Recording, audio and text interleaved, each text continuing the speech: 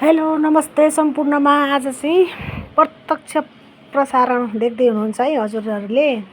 यो चाहिँ पत्री शनिश्चरी नगरपालिका र उलाबाडी नगरपालिका जोडिने कालापानी स्थित सुनजोडा पुल निर्माणको आज चाहिँ शिलान्यासको कार्यक्रम रहेको छ।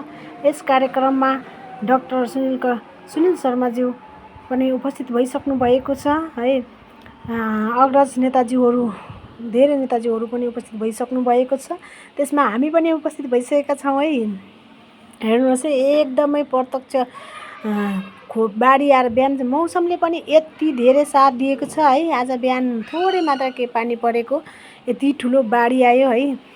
प्रत्यक्ष नेताजीहरूले मन्त्रीज्यूहरूले पनि अवलोकन गर्न पाउनुभयो।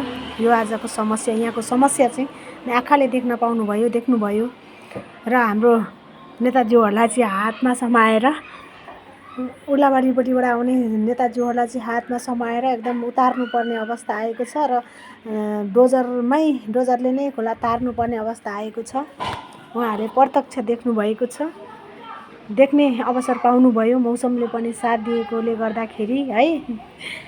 यस सुनजोडा पुल चाहिँ धेरै वर्ष पहिलेदेखि नै हामीले जति नै कुरा राखे पनि हाम्रा नेताजीहरूले हुन्छ भन्दै यस्तै झिनो आशा देखाउँदै नै झिनो आशामा सीमित रहेको थियो भने आज चाहिँ हाम्रो पक्का यसमा पत्री शनिश्चरी नगरपालिका र उर्लाबाडी नगरपालिका जोडिने पुल निर्माणमा चाहिँ आजदेखि चाहिँ पक्का भइसकेको छ र शिलान्यास पनि को कार्यक्रम पनि हुन लागिरहेको छ।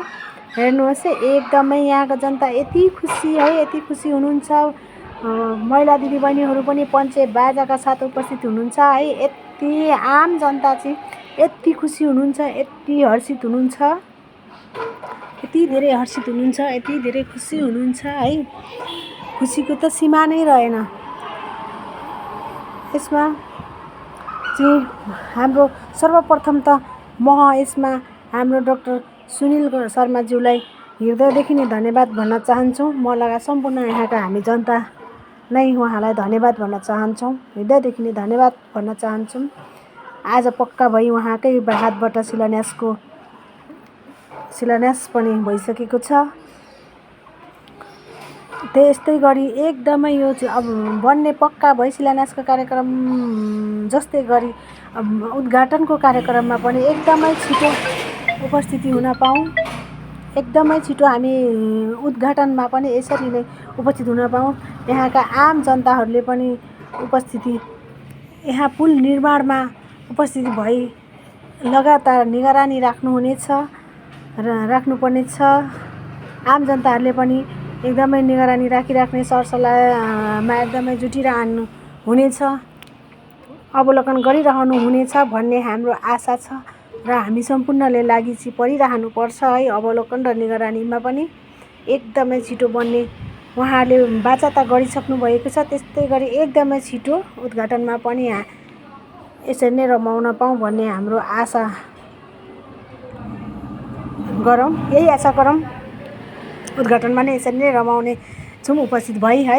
जस्तै आज यति खुसी हुनुहुन्छ, त्योभन्दा अझ बढी खुसी त्यो दिन हुनेछ।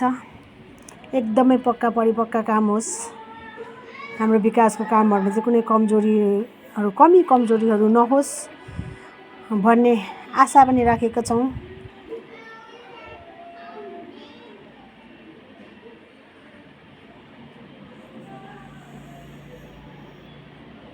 त्यस्तै गरी मेरो 2 शब्द चाहिँ यहीँ अन्त्य गर्न चाहन्छु। हस्त धन्यवाद।